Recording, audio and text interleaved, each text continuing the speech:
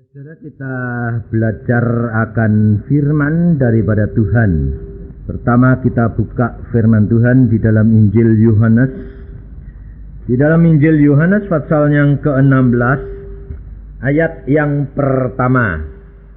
Injil Yohanes pasal 16 ayat yang pertama.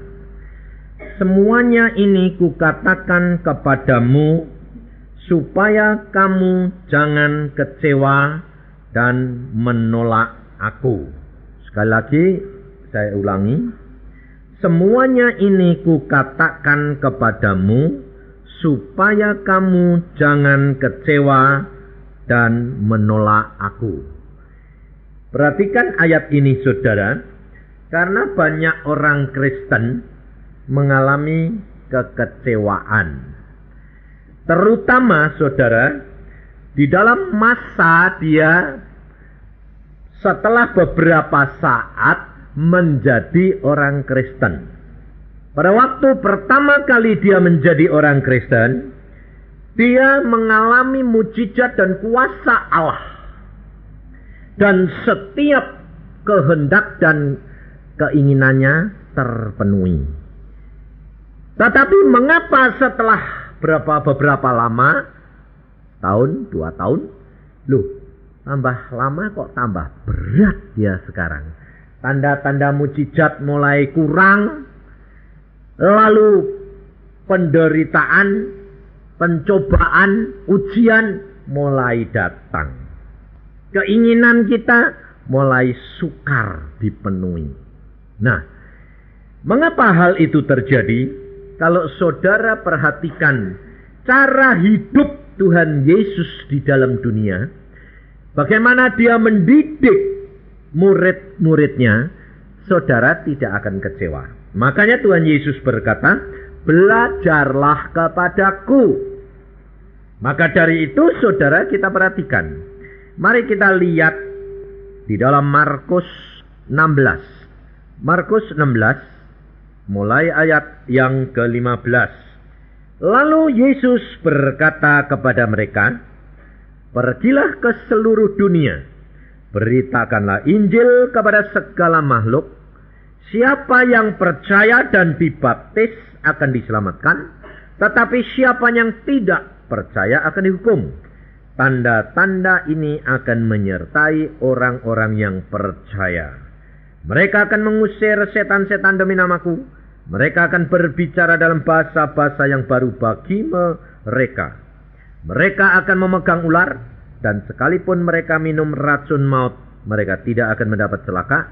Mereka akan meletakkan tangannya atas orang sakit, dan orang itu akan sembuh. Nah, saudara perhatikan tiap-tiap firman yang Tuhan Yesus pesan.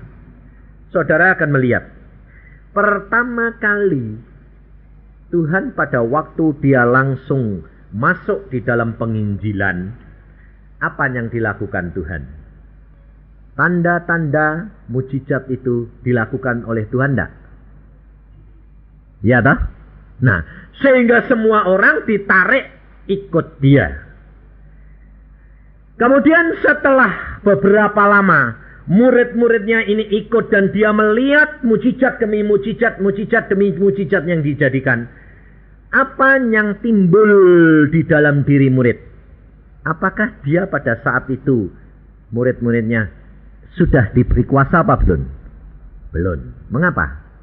Saudara coba perhatikan. Pada waktu orang Farisi dan ahli Taurat bertanya, mengapa murid-muridmu tidak puasa? Kami puasa. Tuhan Yesus bilang apa? Selama mereka masih bersama-sama dengan mempelai, mereka tidak perlu puasa. Nah, tetapi ada waktunya nanti, tiba mempelai diambil dari dia, mereka harus puasa. Nah ini loh saudara, perhatikan saudara perkataan Tuhan Yesus. Kita kerap kali tidak mau belajar, kita mau enaknya saja. Mau jadi orang Kristen itu pikirnya apa? Bayi terus, mujizat terus terjadi. Coba perhatikan kesaksian dari ibu rumah tangga tadi. Waktu ibu teman anaknya itu sudah tidak ada pengharapan. Dia dulunya orang Kristen dah. Sekarang dia kawin sama tidak Kristen dah. Kemudian mengalami musibah lah. Lalu ibu ini datang ngajak doa, mujizat bisa terjadi dah. Bisa dah. Saudara perhatikan. Yesus sudah berkata, tanda-tanda ini akan mengikuti orang yang percaya. Nah, tanda-tanda ini untuk orang yang baru percaya atau orang yang sudah lama percaya? Hah? Yang baru percaya. Nah, saudara perhatikan. Setiap orang yang baru bertobat, dia akan menikmati tanda-tanda yang Tuhan Yesus sudah katakan. Dan yang melakukan tanda-tanda ini siapa? Tuhan sendiri melalui orang percaya. Nah, sekarang kalau saudara sudah tahu, saudara takut tidak mendoakan orang lain? Saudara sekarang sudah menjadi orang percaya belum? Sudah. Tapi saudara sendiri sekarang sudah lama, lalu saudara sendiri tidak ngalami. Nah, kalau saudara diminta orang yang tidak percaya sakit, saudara berdoa, saudara berani tidak? Nah, kalau saudara tidak berani, saudara rugi. Karena saudara tidak akan mengalami.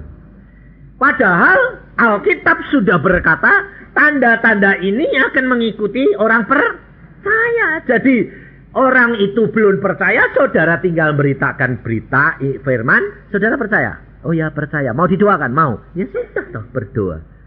Pasti terjadi enggak? Pasti. Tapi kerap kali saudara ragu-ragu, takut.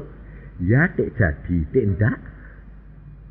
Ini saudara, karena saudara tidak percaya sendiri, saudara tidak membaca firman Tuhan. Yang melakukan itu bukan saudara, itu Tuhan sendiri. Loh. Tapi saudara kepengennya apa?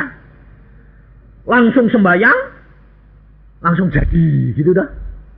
Yang dikepingini gitu dah. Nah itu salah. Kalau gitu, saudara ini yang ngerjain atau Tuhan yang ngerjain? Saudara, kalau Tuhan yang ngerjain, terserah toh mau dikerjakan kapan ya, masa bodoh, betul enggak? Wong haknya dia. Ini saya alami saudara. Saya di Bandung pada waktu mau berangkat ke sini, ada seorang ibu di rumah sakit. Ibunya seorang dokter. Familinya sudah kumpul semua. Karena apa saudara? Karena ibu ini itu tidak bisa diem. Jadi klesetan terus gitu. Disuntik obat penenang dosis besar sekalipun tidak bisa nolong. Akhirnya dokter berkata, itu otaknya sudah rusak. Jadi sudah tidak bisa dikontrol. Obat pun tidak jalan, segala tidak jalan. Nah, lalu dokter berkata, ini tidak bisa, sudah tinggal sebentar lagi. Biasanya kalau sudah gini, mati game. Wah, semua kumpul. Lalu saya diundang, lalu saya pergi dengan Denny, anak saya. Pergi ke sana sama istri saya. Saya datang, istri saya tidak ikut deh. Saya sama Denny. Terus datang ke sana, saya lihat, waduh, ibu ini plesetan kayak gitu. Orang tua, anaknya sudah pada menikah semua, sampai dipermalukan. Karena apa? Pakaiannya sudah tidak bisa dipakein.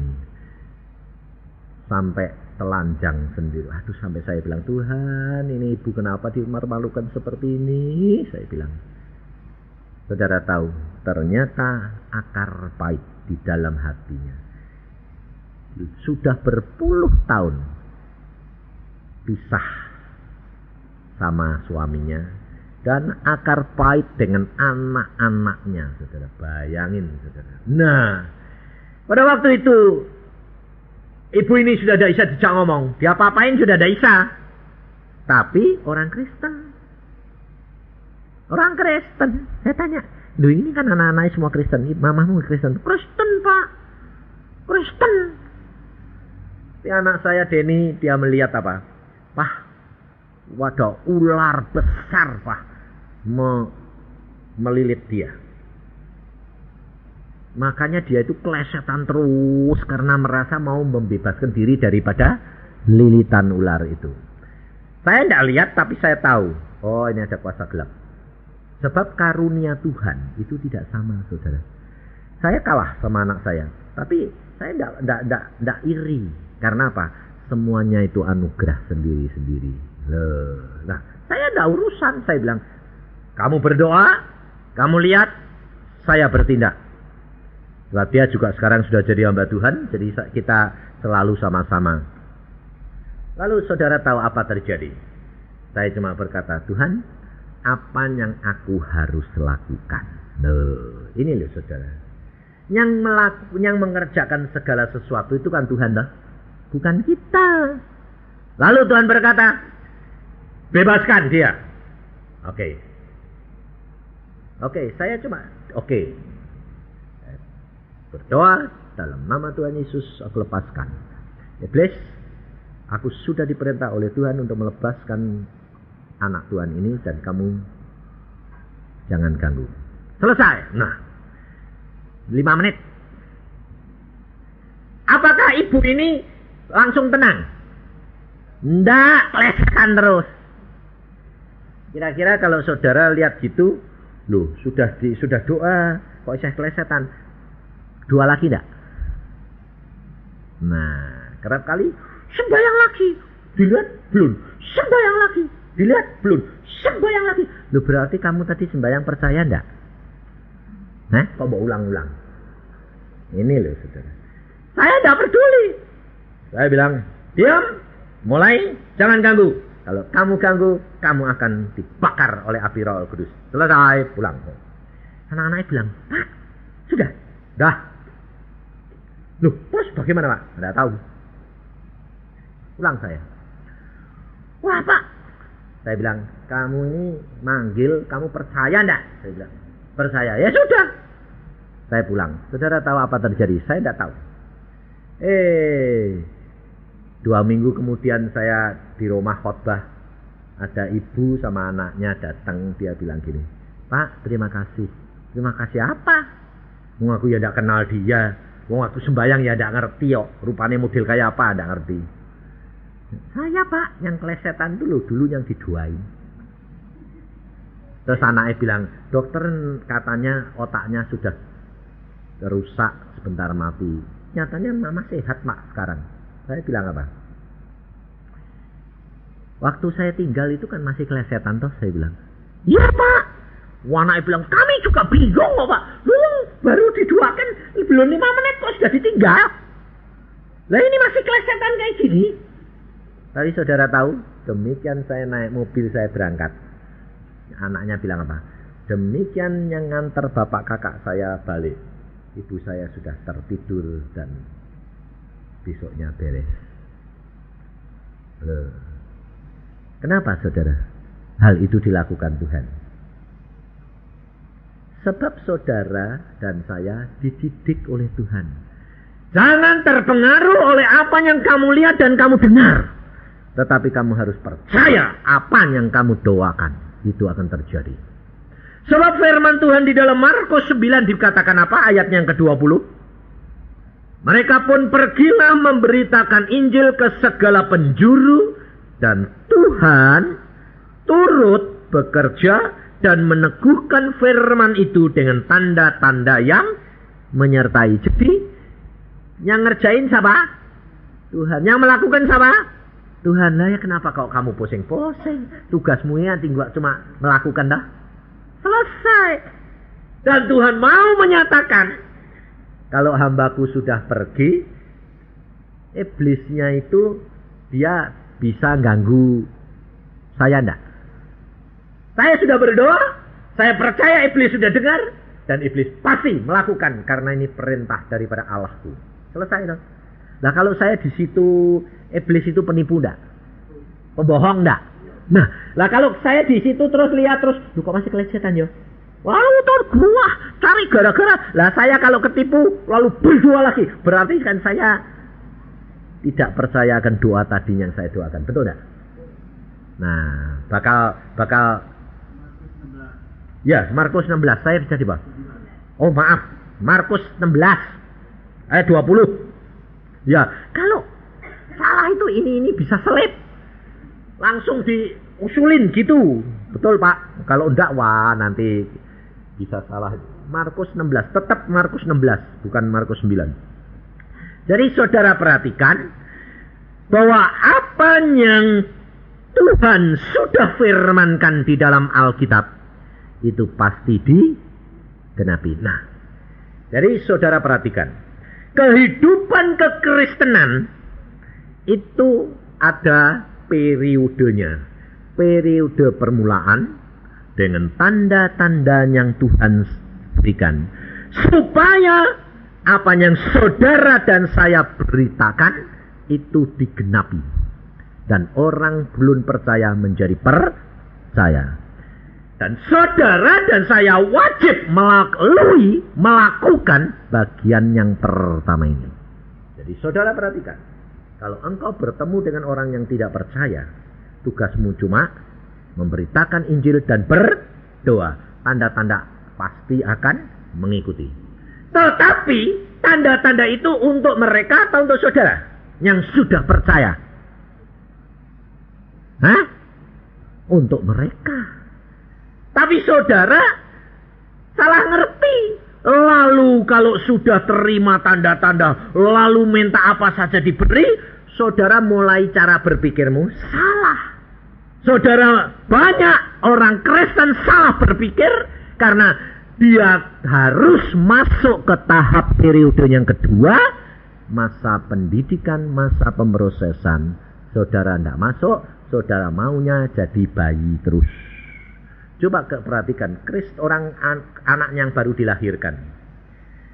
Itu orang tuanya yang harus tahu anaknya atau anaknya yang harus tahu orang tuanya? Anaknya tahu mengenal apa? Tidak tahu apa-apa. Taunya nangis tok lah. Tapi orangnya tua tahu permintaannya, kebutuhannya digenapi tidak? Nah, itu. Dia belum bisa melakukan apa-apa, tapi segala perkara yang dibutuhkan digenapi, dicukupin. Itu Kristen bayi. Allah yang mengajarkan, Allah yang mengerjakan segala sesuatu. Orang itu tidak mengerjakan apa-apa. Itu Kristen bayi. Tetapi kalau anak ini sudah mulai bisa jalan, bisa mengerti orang tuanya, mulai diajar enggak? Suruh mengerti orang tuanya. Masa periode pemrosesan. Setiap bayi-bayi Kristen harus masuk ke dalam masa pemrosesan. Masa pendidikan. Di dalam masa pendidikan, tidak semua permintaan anakmu kamu beri, betul tidak? Kalau engkau sedang mendidik dia, kamu kadang-kadang berikan, kadang-kadang tidak, betul tidak? Nah, ini orang Kristen masuk periode pendidikan, saudara. Dan kita harus perhatikan, makanya Tuhan Yesus pesan kepada kita. Pada murid-muridnya pada waktu itu di dalam Yohanes 16 tadi apa? Semuanya ini kukatakan kepadamu supaya jangan kamu kecewa. Kecewa dalam bidang apa? Karena dia melihat Yesus yang membuat mujizat dan maha kuasa. Ternyata kok satu saat dia malah aniaya, ditangkap, lalu seolah-olah kuasanya hilang semua. Di dalam masa proses pendidikan dan masa proses pemrosesan, apa yang saudara dan saya harus lakukan. Ini masalahnya, saudara. Kerap kali kamu menjadi orang Kristen, berdoa sedikit saja sudah dapat. Minta apa sedikit sudah dapat, betul tak? Tapi kalau sudah jadi orang Kristen setahun 2 tahun lalu masuk masa pemrosesan, kok susah sih Pak? Sembahyang kok tidak dikasih, sembahyang dikasih. Akhirnya kecewa, lalu mundur. Meretat lagi. Ini loh saudara, ini banyak terjadi. Disebabkan kenapa? Mereka tidak tahu. Belajar dari Tuhan Yesus.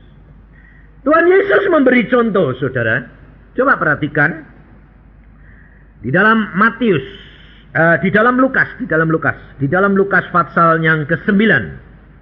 Selalu Tuhan ini kalau mendidik murid-muridnya memberi contoh. Nah, di dalam Lukas pasal yang ke-9 ayat yang ke-28 mulai. Kira-kira 8 hari sesudah segala pengajaran itu, Yesus membawa Petrus, Yohanes, dan Yakobus lalu naik ke atas gunung untuk berdoa. Nah, perhatikan, lalu naik ke atas gunung untuk berdoa. Ketika ia sedang berdoa, rupa wajahnya berubah dan pakaiannya menjadi putih berkilau-kilauan. Dan tampaklah 2 orang berbicara dengan dia, yaitu Musa dan Elia. Keduanya menampakkan diri dalam kemuliaan dan berbicara tentang tujuan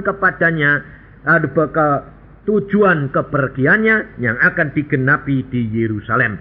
Sementara itu Petrus dan teman-temannya telah tidur. Saudara perhatikan, murid-muridnya ini selalu dikasih contoh oleh Tuhan Yesus. Tuhan Yesus naik ke atas gunung berdoa, mereka tidur. Kenapa, saudara? Sebab mereka masih bergantung kepada Yesus sendiri. Yesus puasa enggak? Puasa. Murid-muridnya puasa enggak? Tidak, karena masih ada Yesus. Tetapi pada waktu Yesus naik ke surga, murid-muridnya puasa enggak? Puasa. Berdoa enggak? Berdoa. Tapi selama ada Yesus, murid-muridnya puasa enggak? Enggak. Berdoa enggak? Enggak. Saudara perhatikan. Bayangin, saudara. Kenapa? Sebab ada masa dipanggil melihat. Itu masa Yesus ada di dalam dunia. Masa mereka harus mengalami pendidikan dan pemrosesan. Yesus mengalami aniaya. Yesus di kuasanya seolah-olah hilang. Murid-murid di dalam keadaan yang kecewa, panik. Petrus yang berkata, aku tidak akan menyangkal Yesus, engkau Tuhan. Jadinya nyangkal. Pemrosesan dah. Ngerti enggak? Saudara perhatikan. Di dalam masa pemrosesan seperti ini, seolah-olah kuasa Allah, tanda-tanda mujizat itu berkurang. Tapi sebetulnya tidak berkurang. Tetap menyertai kita. Hanya Tuhan mau supaya saudara mulai belajar mengenal Dia. Maunya Tuhan itu apa? Nah, kalau yang kekristenan pertama, segala suatu permohonanmu dituruti, mujizat segala terjadi. Proses masuk di dalam masa periode yang kedua pemrosesan. Saudara dan saya harus mulai belajar mengenal apa maunya Tuhan. Dan untuk itu, apa yang saudara dan saya lakukan? Berdoa dan puasa.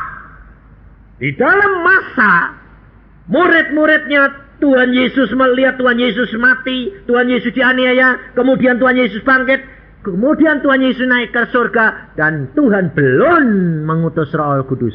Apa yang dikerjakan oleh mereka? Puasa dan berdoa. Itu yang saudara dan saya lakukan. Mengapa? Menyiapkan diri untuk menerima kuasa. Untuk nanti melakukan misi yang Allah sediakan bagi engkau dan saya. Dan kalau saudara melakukan misi itu, bukan hanya untuk orang lain, untuk diri saudara sendiri. Dan mujizat dan kuasa Allah berjalan kembali. Contohnya bagi seorang anak bayi dilengkapi semua, sudah mulai jalan, mulai masuk dalam periode pendidikan, mulai diberi, mulai tidak, mulai diberi, tidak, mulai di, kadang-kadang kalau perlu dididik sakit. Nah, coba perhatikan kesaksian ibu tadi. Ibunya mau meninggal, dikasih tahu Tuhan enggak? Kasih tahu. Tapi ada pemrosesan yang pahit enggak? Ya. Kenapa hal itu dibiarkan?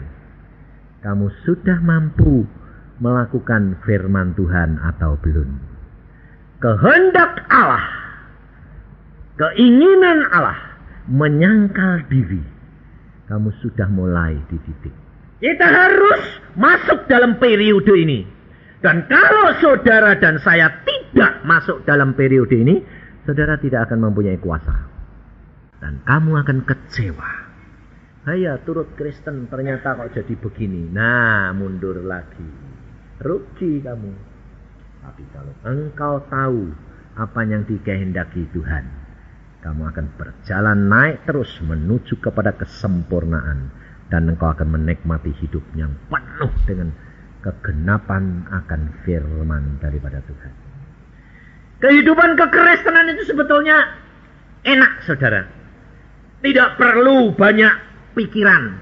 Masalah boleh datang, bawa di bawah kaki Tuhan, lalu serahkan dalam tangan Dia. Engkau banyak berdoa, banyak membaca firman Tuhan, bebanmu akan diangkat Tuhan. Otomatis itu. Dan kalau engkau bisa melakukan itu, engkau akan menjadi peka. Dan kamu tinggal menunggu apa yang Tuhan mau lakukan. Firman-Nya datang, lakukan, jadi. Selesai. Loh, enak dah? Apa yang kamu susahin? Karena kamu tidak mau keluar dari masalahmu. Kamu sudah berikan Tuhan, mau gotong-gotong lagi kok. Nah, sebetulnya kita sendiri yang membuat penyakit. Maka dari itu, saudara, kehidupan kekristenan ini Tuhan sudah ajarkan. Pada waktu murid-murid menerima Roh Kudus setelah mereka menyiapkan diri, doa dan puasa. Doa dan puasa. Jadi kalau saudara itu pertama kali berdoanya cuma 1 menit, 2 menit selesai karena baru bertobat, lalu saudara harus doanya itu tetap segitu jadi dengar kok Pak, jadi tidak perlu doa panjang-panjang. Lah kapan kamu majunya? Sedang Alkitab berkata, kalau engkau melakukan firman-Ku dan engkau menantikan Aku, maka Aku akan membuat engkau mampu mengatasi akan pencobaan yang melanda isi dunia ini. Wahyu 3. Coba saudara perhatikan. Tuhan itu sudah menyiapkan saudara dari lahir sampai kepada dipanggil pulang. Semuanya sudah diatur Tuhan. Tinggal saudara dan saya melakukan bagianmu. Lalu Tuhan melakukan bagiannya. Jadi kita tidak perlu takut bahwa dunia pasti dilanda pencobaan. Wahyu 3 ayat 10. Karena engkau menuruti firman-Ku untuk tekun menantikan Aku, maka Aku pun akan melindungi engkau dari hari pencobaan yang akan datang di atas seluruh dunia untuk mencobai yang diam di bumi. Jadi sebetulnya orang Kristen ini pasti terlindung terus enggak? Hah? Dunia boleh ribut kayak apa? Saudara pasti terjamin enggak? Kalau saudara menjadi pelaku firman. Pelaku firman dan menantikan. Yang dinamakan menantikan itu apa? Sembahyang. Berdoa. Sebab ini kuncinya. Kalau saudara tidak mau banyak berdoa, kau tidak akan mempunyai kekuatan dan kuasa. Tidak ada. Hamba Tuhan yang banyak berdoa, mereka yang akan mempunyai kemampuan untuk dilindungi daripada pencobaan. Saudara, zaman sekarang banyak hamba-hamba Tuhan terancam keruntuhan. Dan bukan hanya hamba Tuhan, anak-anak Tuhan juga banyak. Makanya Tuhan berkata, berdoa, menantikan Aku. Kalau Aku nanti berfirman, maka engkau tinggal mengimani, semuanya akan terjadi. Tapi kerap kali kita hanya mengimani apa? Mengimani apa yang kita ingin, bukan mengimani yang Allah katakan, sehingga akhirnya tidak jadi dan kita kecewa. Pada waktu murid-murid sudah berdoa dan puasa, dia menantikan Roh Kudus. Setelah Roh Kudus diberikan oleh Tuhan Yesus kepada murid-muridnya, otomatis tidak segala mujizat terjadi tidak? Otomatis, saudara, otomatis. Saudara tidak perlu takut, tidak perlu khawatir. Apapun akan terjadi dengan sendirinya. Karena apa? Karena Tuhan dan kita ini kerjasama. Allah akan melakukan bagiannya, saudara akan melakukan bagianmu. Karena Alkitab ini disebut kitab perjanjian antara Allah dan saudara manusia. Maka kalau saudara melakukan bagianmu, Allah akan melakukan bagiannya. Betul enggak? Nah, tapi saudara kerap kali ngurusi bagianmu atau ngurusi bagiannya Allah? Kenapa kok yang kamu urusi bagiannya Allah, kok enggak urusan bagianmu? Sebabnya bagian Allah yang enak-enak buat kita. Betul lah? Padahal kalau saudara tidak memenuhi janjimu, Allah tidak akan memenuhi janjinya. Ini sama dengan asuransi itu loh saudara. Saudara masuk asuransi, kalau saudara tiap bulan bayar premi, nanti kalau ada kecelakaan, kamu dikasih uang banyak. Tapi yang mbok pikiri, ayo naik bis, pokoknya nanti kecelakaan toh diganti. Tapi nggak mau bayar premi ini lupa. Nanti kecelakaan diganti enggak? Enggak. Lalu saudara bilang, janjinya diganti. Nyatanya kok enggak dikasih duit? Lalu yang asuransi bilang, kamu bayar enggak? Bayar apa? Loh, premi ini tadi loh. Suruh bayar loh. Loh, bayar. Jadi orang Kristen itu ada harga yang harus saudara dan saya bayar. Enggak bisa. Saudara maunya gratisan terus sih. Dan orang Kristen itu punya penyakit. Penyakit apa? Minta gratisan. Itu penyakitnya orang Kristen. Paling seneng gratis. Sebabnya apa? Sebab orang Kristen itu murah hati. Jadi kalau ada apa-apa, kan kalau beli apa-apa coba. Kalau beli tempat orang Kristen nanti kan bilang, Pak, kita kan saudara seiman ya. Nanti kalau beli apa-apa, apalagi kalau hamba Tuhan, belum ditanya kerjaannya apa, ngomong, saya hamba Tuhan. Loh, tujuannya apa? Dapat korting nah? Itu. Jadi itu menentang Alkitab enggak? Alkitab berkata, beri maka kamu akan beri. Engkau harus jadi berkat, jangan selalu minta berkat. Jangan bergantung kepada manusia, gantung kepada Allah. Tapi yang saudara gantungnya apa? Asal ketemu orang, Pak, saya ini hamba Tuhan. Loh, yang tanya itu siapa? Kalau kamu ini hamba Tuhan, wong tidak ada yang tanya kok belum. Pak, punya ini Pak. Oh ada. Ya, Pak, berapa Pak? Segini. Saya ini hamba Tuhan loh. Nah kalau hamba Tuhan itu ngapain? Supaya Sebaliknya kalau saya saudara tidak pernah ngomong saya hamba Tuhan. Makanya kalau di kekristenan nama saya Yusa. Orang tahunya sama Yusa. Tapi kalau saya beli apa-apa, saya pakai nama apa? Cipto. Ada orang tahu? Sama-sama dokter gigi tapi namanya lain. Nah, ini kan Yusa Cipto. Saya bilang Cipto Purnomo. Tidak salah toh? Oh, memang nama saya itu kok. Sebabnya apa? Sebabnya saya tidak mau, saudara, untuk melawan firman. Pada waktu saya beli mobil yang saya pakai sekarang, saya datang sama anak Semi, sama istri saya lihat mobil, saya lihat, wah, saya doa Tuhan ini mobilmu, oke. Saya bilang, Sam, yang mana? Ini Pak. Istri saya bilang, mana? Ini. Oke. Tanya, tawar. Wah, tawar-tawaran kayak orang dagang. Dia kan tidak tahu saya siapa. Tidak urusan. Berapa? 53. Wah, mahal. Saya bilang. 51. Tidak boleh Pak. Bapak kerja apa sih? Tidak usah tanya kerjaan. Saya bilang. Yang penting, tawar-menawar ini jadi dulu. Nanti kongkol. Nanti cerita-cerita kalau sudah selesai. Dia lalu geleng-geleng. Ini kok ada orang kok aneh. Lalu tawar-tawaran akhirnya jadi 51,5. Boleh? Boleh. Bikin kwitansi. Setelah bikin kwitansi atas nama Pak Cipto Purnomo, Dr. Cipto Purnomo. Nah, ditulis. Lalu dia ngobrol. Pak, kerjaannya apa sih Pak? Saya penginjil. Hah? Lihat dia. Ternyata orang Kristen. Yang punya ini orang Kristen. Saya sendiri tak kenal. Saya apa Pak? Penginjil. Lalu dia bilang, Pak, penginjil. Bapak Romai Bandung toh? Iya. Bapak kenal enggak sama Yusa? Anak saya jawab, kenal sekali. Lah bener toh? Anak saya yang jawab, mesem dia. Kenal sekali Om sama Yusa Cipto. Saya dengar khotbahnya Pak. Bapak ini kok suaranya kok memper.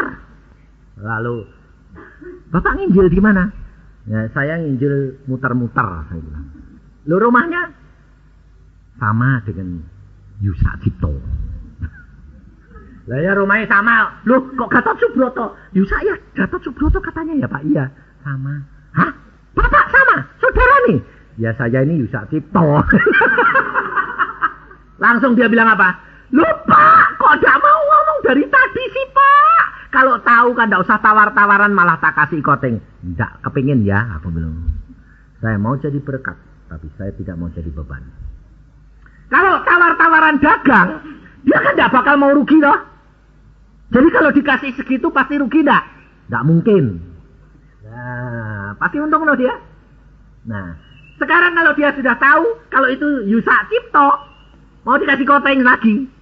Apa kalau gitu potong lagi Pak? Tidak ya, aku tidak mau jadi berkat. Yang sudah ditulis harus dibayar. Dia geleng-geleng. Dia bilang gini, kok persis khotbah ya Pak? Itu seandainya saya minta korting, khotbahku ini harus jadi berkat. Repot enggak? Saudara tahu, hidup kekristenan seperti di dalam rumah kaca. Semua diteropong. Apa yang kamu omongkan akan dilihat dengan perbuatan dan tingkah laku. Hati-hati, saudara. Kehidupan kekristenan ini kita harus menyadari ada periode demi periode yang saudara harus lalui. Di dalam masa engkau dididik untuk menjadi dewasa, saudara harus banyak mengorbankan harga diri dan kehendakmu sendiri. Lihat anak-anak muda. Anak-anak muda kerap kali tersinggung sama orang tuanya enggak? Kerap kali kecewa enggak? Kerap kali ngomongin orang tua apa? Kolot, kuno, enggak mau ngerti orang muda. Padahal bapak ini sudah pernah muda, dia belum pernah jadi tua. Diajari, tapi bandel setengah mati. Apalagi terhadap Tuhan. Kamu mau ngatur Tuhan atau Tuhan yang ngatur kamu harusnya? Hah? Wah kalau ditanyai, Tuhan yang ngatur aku. Tapi kenyataannya kamu yang ngatur Tuhan, no? Sebab kalau doa bilang, Tuhan berkati, Tuhan aku mau ini, boleh ya? Tapi kalau saudara nanti sudah dididik oleh Allah, mengerti cara dan kehendak Allah melalui firman-Nya, kerap kali saudara punya keinginan, tidak boleh, ini boleh. Kenapa Tuhan kok ini kok kadang-kadang boleh, kadang tidak? Kamu harus mengerti isi hati Bapa. Setelah itu, kamu masuk di dalam kepenguasaan. Roh Allah Kudus sudah diberikan, mandat sudah diberikan, apa saja yang kamu ikat di dunia terikat di surga. Kuasa diberikan. Dan hati-hati, kalau sudah masuk ke dalam periode ketiga, hati-hati. Kerap kali anak-anak Tuhan jatuh ke dalam kesombongan. Dalam periode pendidikan, anak-anak Tuhan jatuh ke kekecewaan. Perhatikan. Tetapi di dalam periode yang penguasaan, engkau sudah diberikan kuasa dan wewenang. Anak-anak Tuhan, hamba-hamba Tuhan, kerap kali jatuh di dalam hal kesombongan dan ketinggian hati. Merasa kuasa sudah diberikan, karunia-karunia sudah diberikan, hak wewenang sudah diberikan. Yesus berkata, dengan namaku engkau akan melakukan segala perkara. Sama toh? Seperti saudara sama bapakmu dikasih hak untuk pakai namanya dia. Tanda tangan cek, pakai nama bapakmu. Tapi kamu lalu seenak-enaknya. Buka cek seenak-enakmu. Bikin apa-apa kerja, bikin seenak-enakmu. Dan kalau kita jatuh ke dalam ketinggian hati, kita akan diajar dan dididik oleh Tuhan lagi. Berarti ini saudara, ini hidup kekristenan. Kita harus mawas diri senantiasa. Maka dari itu Tuhan Yesus berkata, aku berikan kamu utus Roh Kudus, dia akan tinggal di dalam diri kamu dan dia akan memimpin kamu dalam seluruh kebenaran. Maksudnya apa? Tanya terus sama Tuhan di dalam tindakan apapun juga. Kalau engkau sudah diberkati banyak, pakai itu tetapi dengan menurut rencananya Allah. Tapi saudara lupa. Contohnya, saudara kalau sudah dikasih berkat banyak, mamanya berkatnya sudah puluhan juta. Kira-kira kalau mau belanja puluhan ribu, lapor Tuhan enggak? Pasti enggak lapor. Karena pikirnya apa? Oh, Siti. Kok lapor? Enggak usah lapor toh. Wong dapetnya itu puluhan juta. Ini cuma beli puluhan ribu. Perhatiin saudara. Pada waktu saudara dulu hasilmu cuma puluhan ribu, mau gunakan 10.000 ini deg-degan enggak?